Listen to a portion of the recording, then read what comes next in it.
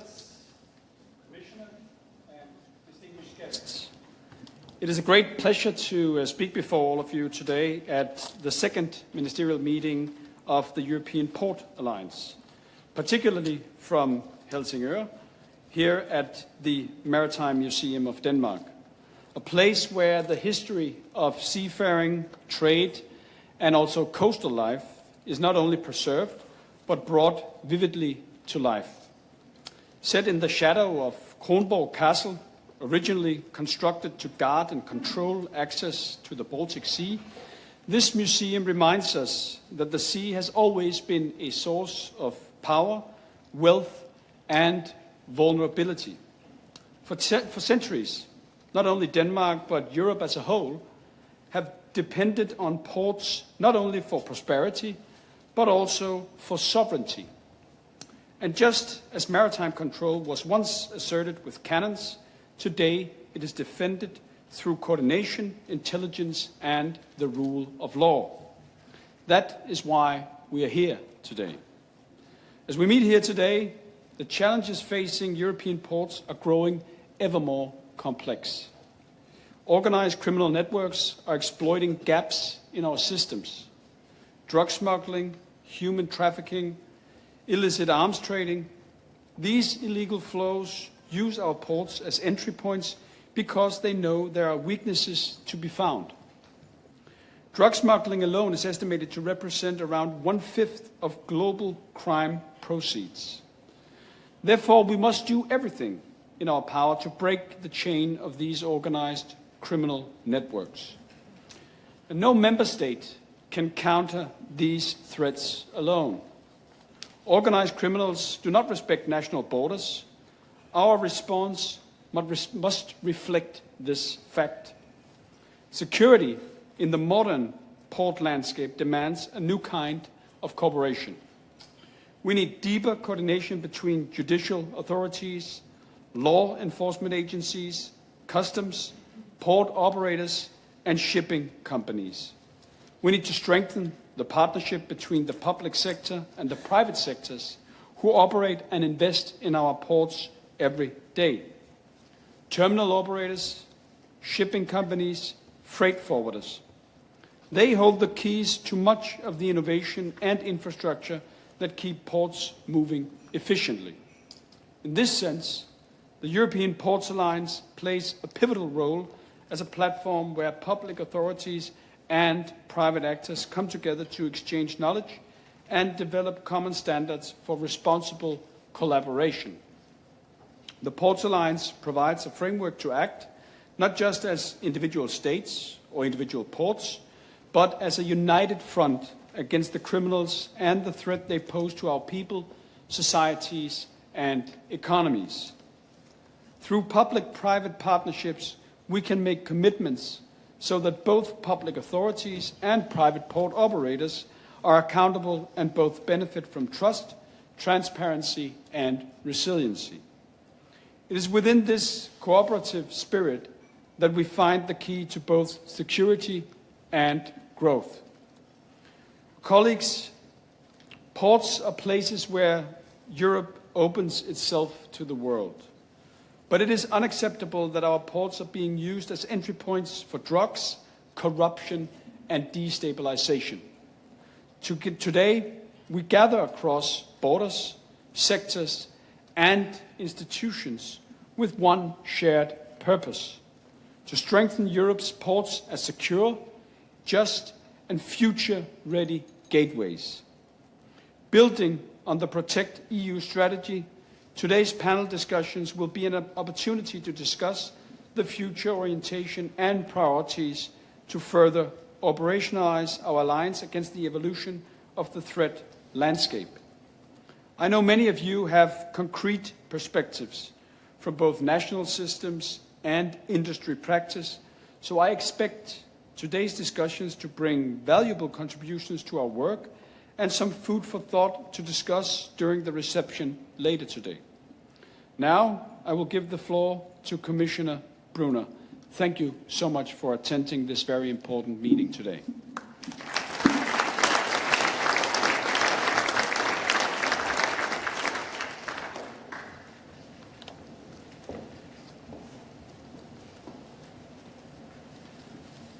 quite a long way to the stage, but ladies and gentlemen, dear friends, Peter, first of all, thank you very much for inviting us today, and I think I speak for everyone if I wish the Danish presidency and you personally and your colleagues, of course, all the best, a good start. High expectations, of course, everyone has on every presidency, but especially, of course, on you as well. And especially in the area of security, the launch of the Protect EU, our internal security strategy, sets out quite an ambitious agenda, I would say, and you have an ambitious agenda as well, and I'm very glad that Denmark supports our priorities also under Protect EU on issues as wide-ranging, actually, as the fight against organized crime, as you mentioned, to lawful access to data, also something which we have in common, where we want to go further steps. And of course, and that's why we are here today, better protecting our ports altogether. We launched this Protect EU, our internal security strategy, only a few months ago, but already the geopolitical situation has begun to evolve, I would say, in the meantime. And this is the first point, actually, of the strategy, that we must be quicker also to anticipate evolving threats and to proactively also respond to those threats. For example, we have witnessed an increase in the cynical threats coming from Russia and Belarus, using criminal networks and also migrant smugglers to attack us, including by weaponizing migration. And at the same time, the continued volatility also in the Middle East creates ongoing concerns, ongoing security concerns. And against this background, I think it is good and it is important also to have clear success stories like the Ports Alliance, because we need to understand also what works actually, and to build also on this success. And in a moment, I know Beate will speak more on the concrete success stories and next steps. I won't go into details, and as you know, you should never take on with the Director General. That's not very healthy for a commissioner. So we're looking very much forward to your words, Beate. The point, though, what I wanted to make is that we need to build on that success. Your willingness also to cooperate with each other, for me, that should actually happen in two ways.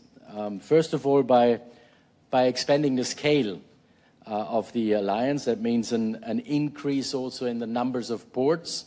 I was very happy to hear that the Viennese port is also a member. Even we, as Austrians, we don't have any ports anymore in the sea.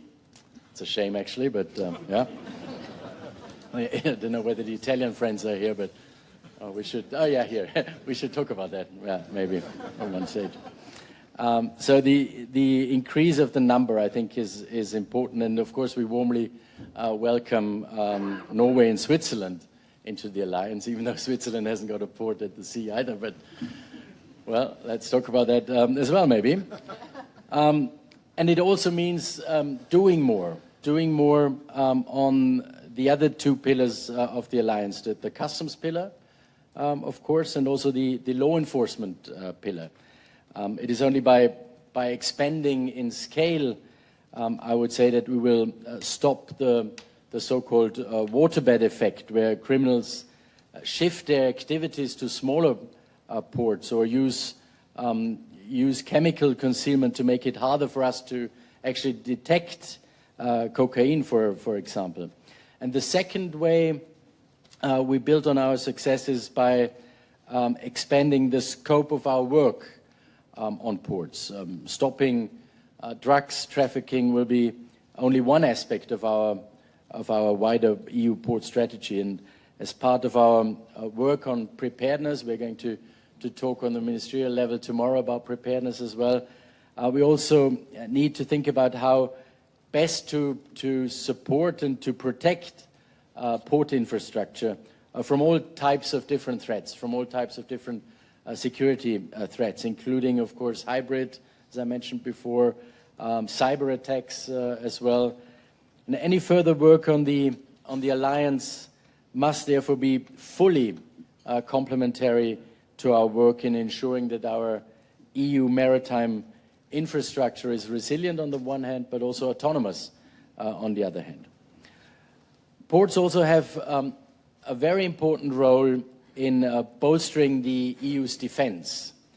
We cannot forget that these are essential logistic hubs for the movement of soldiers or military equipment altogether, military supplies.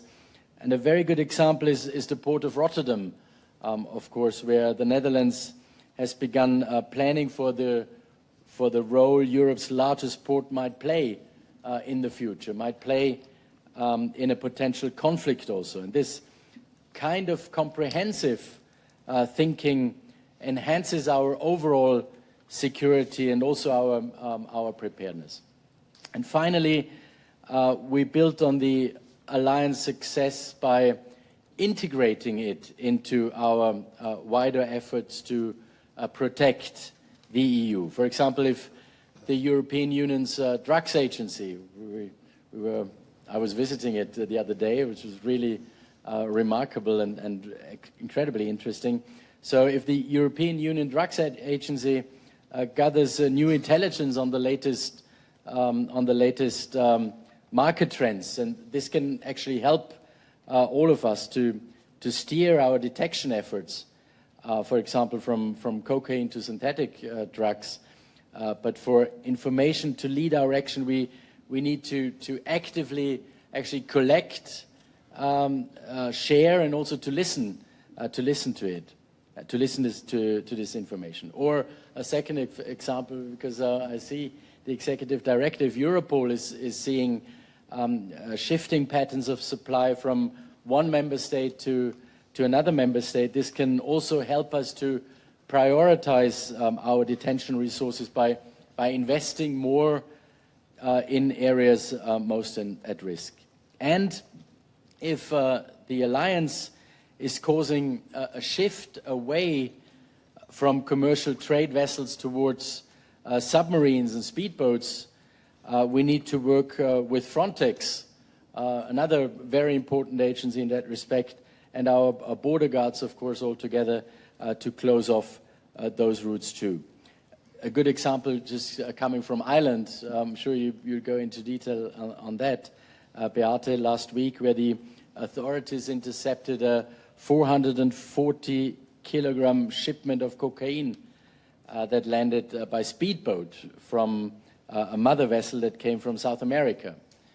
As we see here, criminals are actually constantly ready to react to enforcement activities, and we need to stay, of course, just as vigilant as they are. But for all of this work, I think the most important factor is that we coordinate in a very effective way, and that is why I'm always asking the EU agencies to step up their cooperation also with each other. That is, I think, very key and important, and with their partners, of course, also in the Ports Alliance.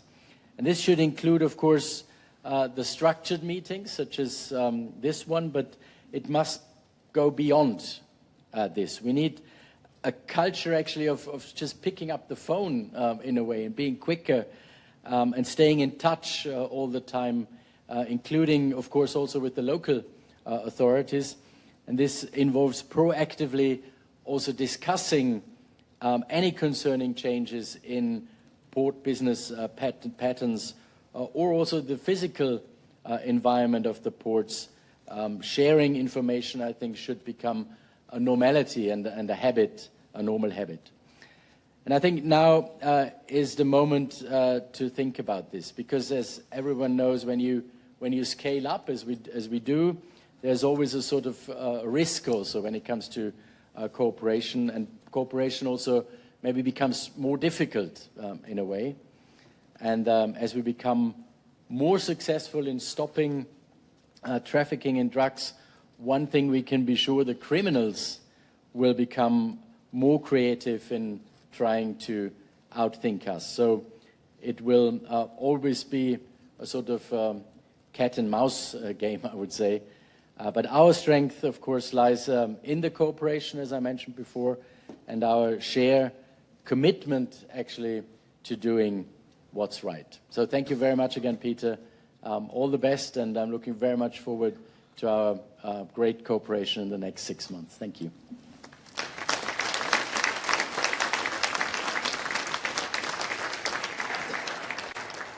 Thank you.